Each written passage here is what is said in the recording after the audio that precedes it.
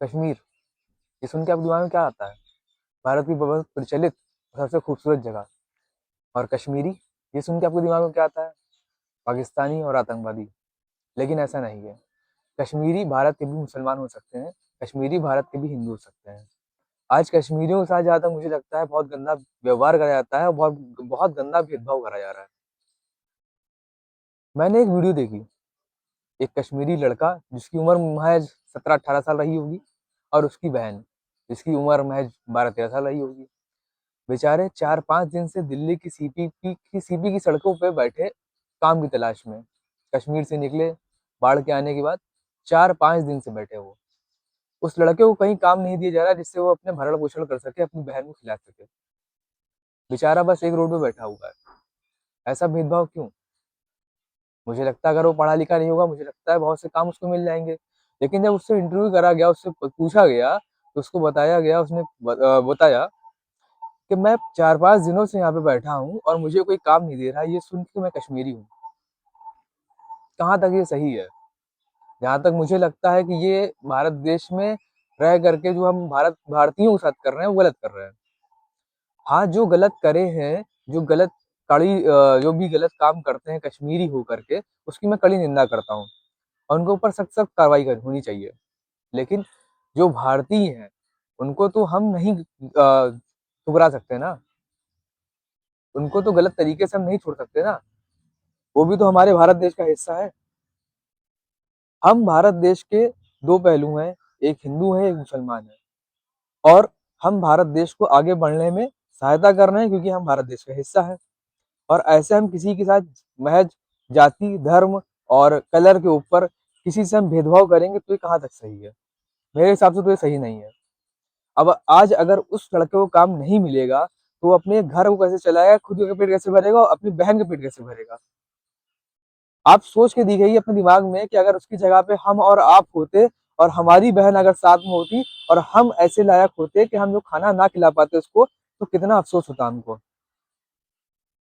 आंख में आंसू आ जाएगा जब आप ये चीज सोचेंगे कि उसकी जगह पे अगर मैं होता, मेरी छोटी बहन मेरे साथ में होती, मुझे काम ना मिलता, मुझे खाना ना खिला पाता।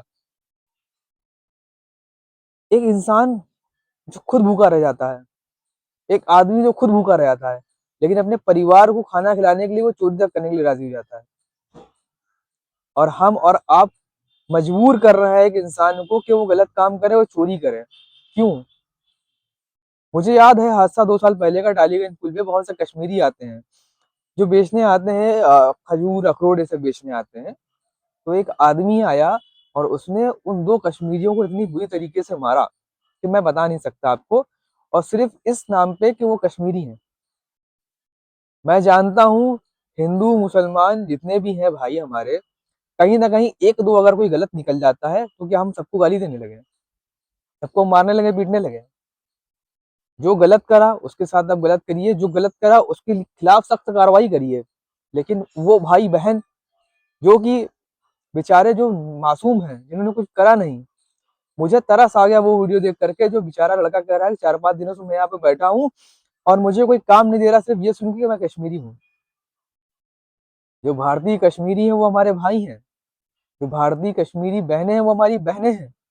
भारत की हर नागरिक हमारा भाई और बहन है।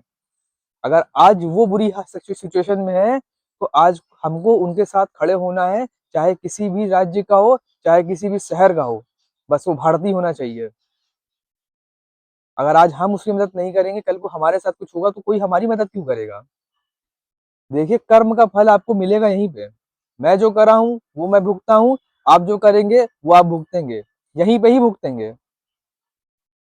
क्यों ना साथ बढ़कर आगे बढ़े, क्यों ना धर्म जाति कलर कलर का विवाद बिल्कुल खत्म करके, भेदभाव खत्म करके आगे बढ़े। क्यों ना देश को इतना आगे ले जाएं कि हमारा नाम हर जगह रोशन हो। हमारा नाम हर जगह रोशन है, वो मैं मानता हूँ। लेकिन जो देश में जो गलत चीजें चल रही हैं, जो भेदभाव चल रहे हैं, नाम आधार पर, जात के आधार पर, कलर के आधार पर, क्यों ना खत्म करके उसको उससे आगे बढ़ा जाए। क्यों ना जो हमारे पैर जो पीछे खींचते हैं उनको लात मार करके आगे बढ़ा जाए।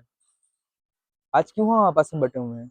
आज एक मुसलमान व्यक्ति चाहता है कि उसका घर मुसलमान मोहल्ले में हो, आज एक हिंदू व्यक्ति चाहता है कि उसके घर के आसपास मुसलमान का घर ना हो। क्यों? क्या थोड़े साल पहले ऐसा था? बिल्कुल नहीं था। थोड़े साल पहले अगर मेरे वहाँ इस ईद पड़ती थी तो मैं अपने हिंदू भाई के वहाँ जाकर के सेवाई देता था, जो कि आज भी देता हूँ। और हिंदू भाई का हमारे वहाँ पड़ती है, कोई होली दिवाली पड़ती है तो हमारे घर मिठाई और गुजिया देने आता है। आज भी मेरे वहाँ ये प्रचलित है, आज भी हम लोग ये चीजें करते हैं। हालांकि राजनीतिक विवाद में हम दोनों अलग अलग खड़े हैं, वो अलग पार्टी से, हम अलग पार्टी से हैं। लेकिन जब हमारी बात आती है आपसी मतभेद की तो हम तुरंत खत्म करते हैं। लेकिन जब बात हमारी आती है त्योहार की तो वो मेरे घर में देने आता है मिठाइयाँ, मैं उसके घर में देने जाता हूँ। तो क्यों ना इस जाति और कलर भेद के आधार से बढ़ के कुछ बड़ा सोचे, जो मुश्किल में है उसके साथ में खड़े रहें, जिसको काम नहीं मिल रहा है उसको काम दिलाया जाए। किसी से हम भेदभाव नहीं करेंगे आज से। ये हमारे लिए भी बेहतर है, आपके लिए भी बेहतर है। देश को आगे बढ़ाने में ये बहुत बड़ा पहलू है। और आज आप अगर एक कदम उठाएंगे तो आपसे सोसाइटी देखकर आप कदम बढ़ाएगी। लोग बोलते हैं सोसाइटी गलत है, अरे हम ही सोसाइटी का हिस्सा है, हमसे ही सोसाइटी बनती है। आज हम अच्छा करेंगे तो 10 लोग हमको देख के भी अच्छा करेंगे। Thank you. जय हिंद, जय भारत।